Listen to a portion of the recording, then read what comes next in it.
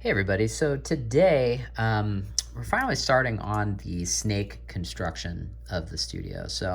Um, I actually shot a video of me building the wall panel with with this snake panel, and I had a few sessions that I needed to get done, and the wall panel and just even my temporary solution kind of fell apart. So I'm actually redoing this video portion.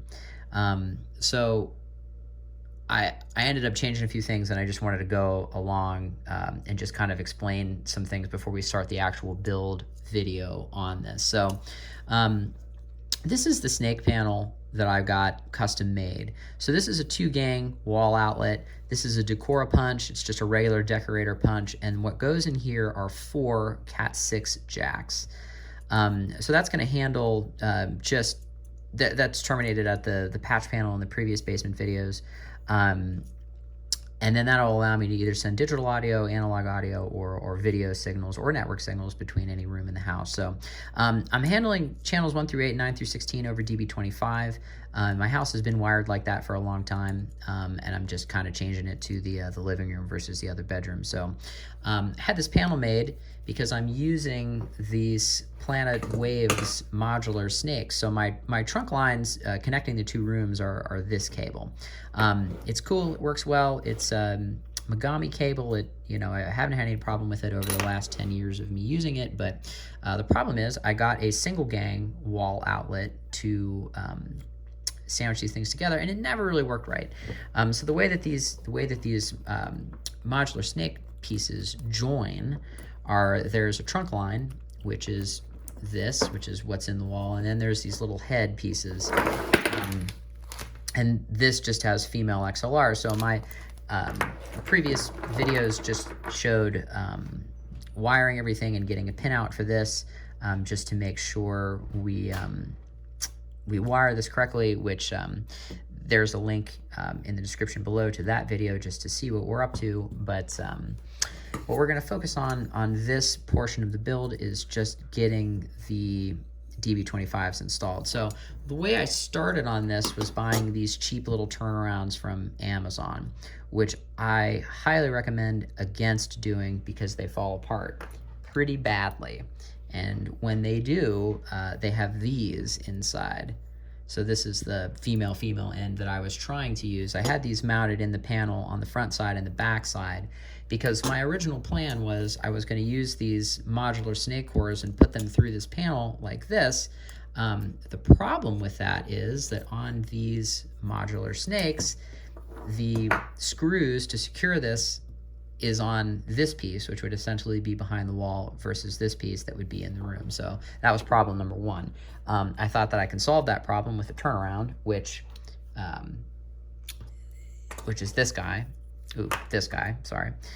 Which ended up just not really getting together. I was having some connectivity issues where, my first or last channels or my bank of the last few channels wouldn't connect, or I was losing connection. So I ended up just gaff taping things together through the wall. I ran all the cables, but I ended up gaff taping through the wall just to get through a few sessions. But now that we're installing the console, I figured now is proper time to do this correctly.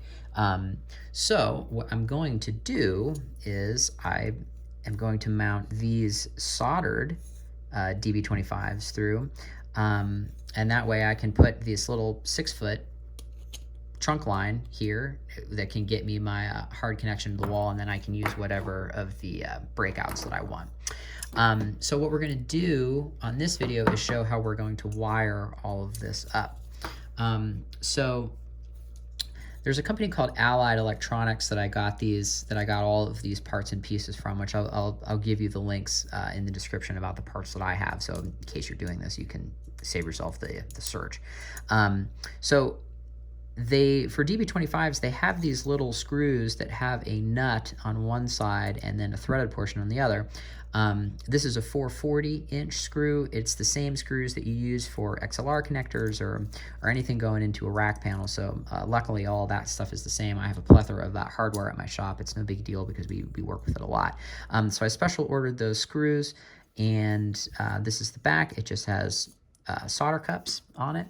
And then what you do with these types of connectors, is you buy them with these, which are called, they have two things. It's either called a hood or a shell.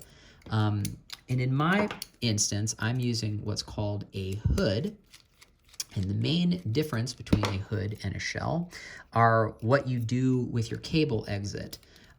So in this particular instance, it's a very generic cable exit, and it kind of just allows you to have some flexibility. So like anything that I do, it has to be modified in some way. So the way that this is designed to work in the real world is this part that you saw on the panel here is just meant to slide in here like that. There's a little channel, and then you put this guy over top and you sandwich in your connector, and this is the way it looks. So if you were making a cable, this is the way it works. But if you're in my world where you're making a panel, it starts to get a little tricky. Because if you look in here, there's, you see where my thumbnail is, there's a flange. So that this piece goes, the connector piece goes into the flange, and that's how it's secured. And it's just sandwiched between the top portion and the bottom portion. But in a panel, it gets a little bit tricky. So what I'm gonna do is I bought just some cheap DB25 cables off of Amazon that are, you know, very 80s gray and computery kind of looking. And I'm just gonna pull one of the connector ends apart using the Tascam pinout, and I'm gonna use that as a little trunk line. So we're gonna sandwich this connector over the back so that it's protected in the wall. Not that anything would happen to it, but it's just protected so that there isn't anything that's gonna grab it. But the cool thing is, if you grab the screws tight enough in this, it actually provides strain relief. I was thinking that one of the options to do, just because these screws are so tall, is that I can use what's called a standoff, which is basically a large female nut that can go on there that can grab this. But I still think I'm gonna stick with the back shell. So again, here's there's a card here. We'll just put a card up for the how to determine the pinning. We're gonna use the Tascam pin on this, which I have figured out on this piece of paper right here that just shows what our pins are and then what everything needs to do. So let's grab the little computer cable and we'll figure out what our pinning needs to be.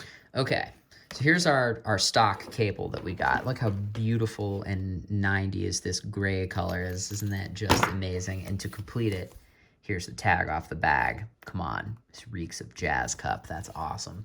So the holes in each connector are too small to fit my multimeter probe. So I just cut apart a mic wire really quick. So I checked pin 1 off camera, and it works as far as continuity goes. So let's pick a random pin. Let's pick pin 20. All right, stick that in pin 20. I'll stick this in pin 20. And we'll see if we get continuity. And then I think we can generally assume, and I don't know, let's do one more just for luck. Something in the top row. I don't know, pin 12. Let's do pin 12.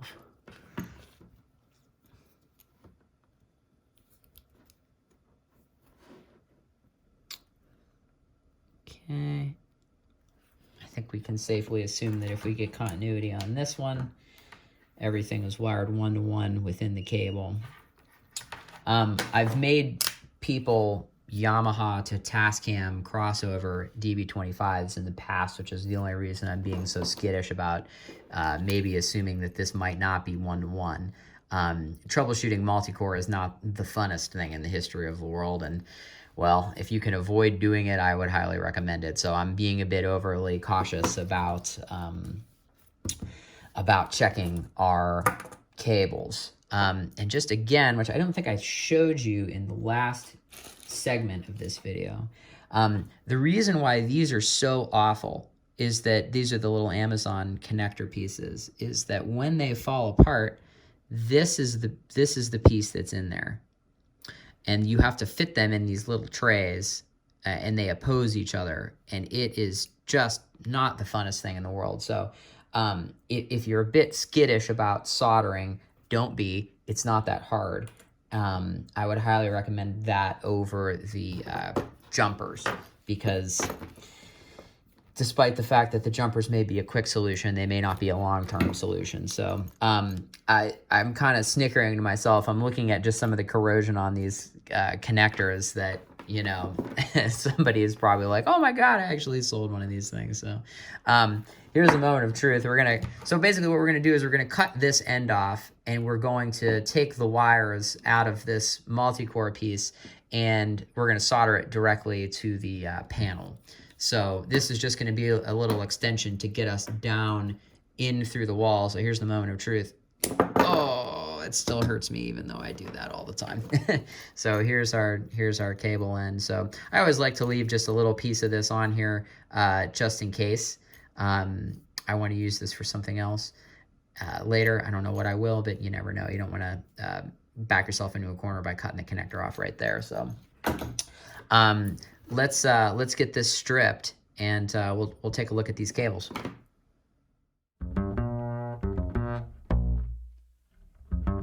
Okay, so we've got the wire stripped, and here's what we've got. Here are 25 conductors in here, teeny tiny, which these are 26 gauge conductors.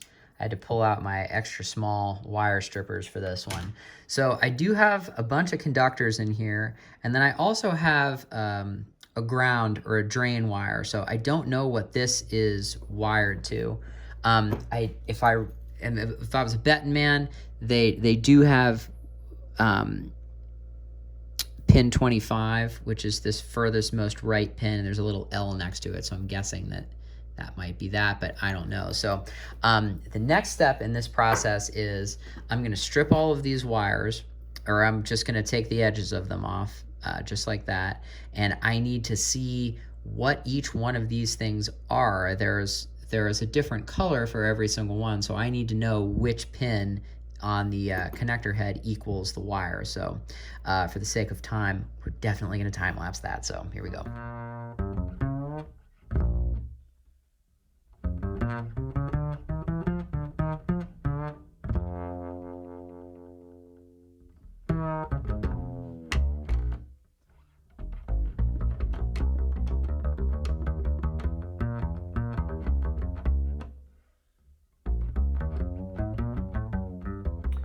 All right, so we've got our pinning figured out, but what I think I'm gonna do now, just because I'm a bit obsessive, is I'm gonna join these two pieces together. So we're gonna put the snake head, and we're gonna join that with our gray piece of cable that we just cut apart. I just wanna run these cables through a test again, just using the XLRs with the multimeter versus what the colored pieces are. Again, I don't want to suss out problems later. It's much easier to suss out problems now. And here we go.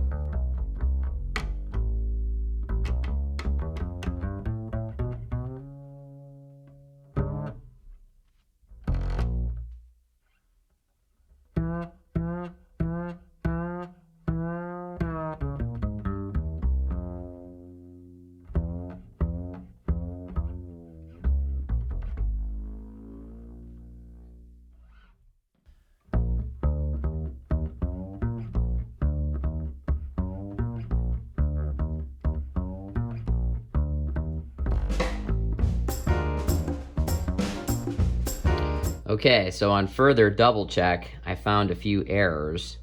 So I messed up channel 14 and channel 24 on the initial color code. So here is the cross check that I'm working with. So this is the pinout per the manufacturer, per Tascam specification. Here's my quick little cheat sheet, and then here is what each of the colors are as they correspond to the pin. Well, somewhere between 15 and, well, somewhere around 15, I messed it up, and it's just another victim of, I should have done this in Excel, so please learn from my mistakes. I went in and double checked each XLR channel. So this channel would be channel 1, so that's, our ground is pin 25, that's black stripe. Channel, or the ground, or the cold, excuse me, is pin 12, which is black, and then our hot is channel 14, which is gray black. which I ended up making a mistake on that. It's actually red, white, and I messed up channel 24 too. So here's the pinout, just double checking it. So that was the black cable and the gray cable joined together. So I physically double checked each pin per XLR. And it is actually kind of cool to see how they have the pinouts, but I'm gonna make a neater version of this list, and we'll start soldering the jack plate. So here we go.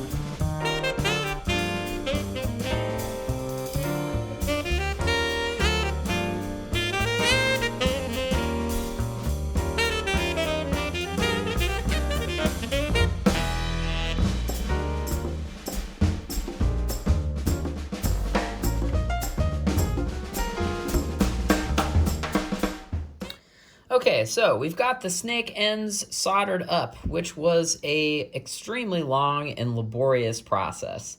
And if I wasn't completely committed into the DB25 world and committed to this backplate, I would have probably bought something pre-molded. So anybody who's watching this and is like, oh my God, why did you do that? And it's like, well, because it unfortunately needed to be done. Now, because this is going to be a right-angled connector, if I was smarter, I would have made these heat shrink pieces longer. And of course, I didn't realize that until I started working on the second snake, so c'est la vie. I pulled out my heat shrink label maker and just labeled each one of these 9 through 16. The other one says 1 through 8. And I put a piece of heat shrink to cover this portion, and I left the ground wire exposed. I don't know if I'm going to have grounding problems with this. When I checked continuity on this, it just grounded it to the actual shell. So I figured that I would just, if I had issues with it, then I would join the two together and ground it directly to the plate, just like a wall outlet would be. But at this point, we're going to assemble the back hoods and mount them on the plate.